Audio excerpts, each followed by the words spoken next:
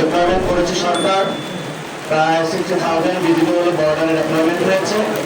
আমি মনে করি সরকার আরো শক্তিশালী পদক্ষেপ নেবে, কারণ আমাদের বিজেপিকে যদি আমরা শক্তিশালী না করতে পারি তাহলে মুশকিল, ওটা আমাদের সম্ভব নয়।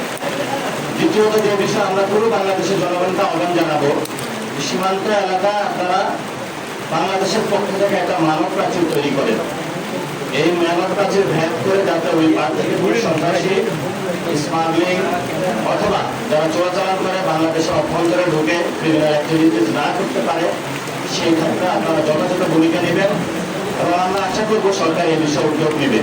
তবে আমি যেটা দেখে এসেছি, সরকারের ভূমিকা সীমান্তে খুবই অপ্রতুল এবং সরকার সীমান্তে নজরদারির ক্ষেত্রে খুবই স্বল্প ভূমিকা পালন করছে এবং এই ক্ষেত্রে 3 জন মন্ত্রী বক্তব্য দিয়েছেন।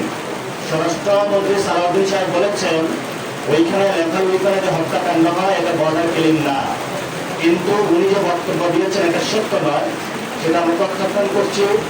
দ্বিতীয়ত সামাওয়ায় উনি একজন প্রতিমন্ত্রী, উনি যে বক্তব্য দিয়েছেন যে সেই তাদেরকে 12টা চিঠি দেওয়া হয়েছে, তারা রেসপন্স করে নেয়।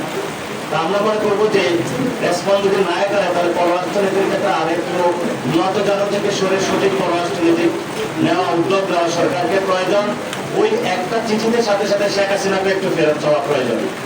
লাস্ট দিনে ডক্টর জাহেদ একটি বক্তব্য দিয়েছেন, সেখানে উনি বলেছেন সীমান্ত হত্যা ভারতের আভ্যন্তরীণ বিষয়। আমরা সর্বদা এই বক্তব্য প্রত্যাখ্যান করছি, কারণ আপনার সীমান্তে যখন উত্তেজনা হচ্ছে, সেখান থেকে অবৈধ বাংলাদেশি বলে আমাদেরকে পাঠানো হচ্ছে বাংলাদেশে, তাহলে উনি যে বক্তব্য দিয়েছেন এটি শুধু ভারতের আভ্যন্তরীণ বিষয় না, এখানে বাংলাদেশের মানুষের জীবন সংগ্রাম, বাংলাদেশের সার্বভৌমত্ব জড়িত রয়েছে।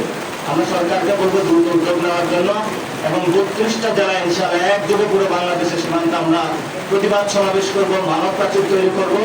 বাংলাদেশ আবার দেখিয়ে দেবে 71 সালে যেভাবে হলো আমরা বাংলাদেশের সার্বভৌমত্ব রক্ষার জন্য ঝাঁপিয়ে পড়েছিলাম, তেমনি ভাবে এই সময়ে যদি কোনো রাষ্ট্র সন্ত্রাসী গোষ্ঠী বা সন্ত্রাসী বাহিনী বাংলাদেশের সার্বভৌমত্বকে লঙ্ঘন করতে চায়, আমরা হলো আমাদের সর্বোচ্চটা দিয়ে বাংলাদেশের মানুষকে ঐক্যবদ্ধভাবে আমাদের সীমান্ত রক্ষা করবো। আসসালামু আলাইকুম।